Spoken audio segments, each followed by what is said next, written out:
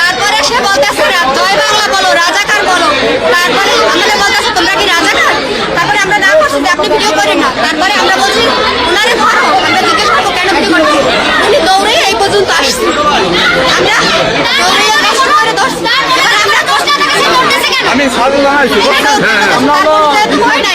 আমি কিছু করি নাই, ফেসবুকে ছাড়বো দেখা, তাহলে সে দৌড় কেন দিল?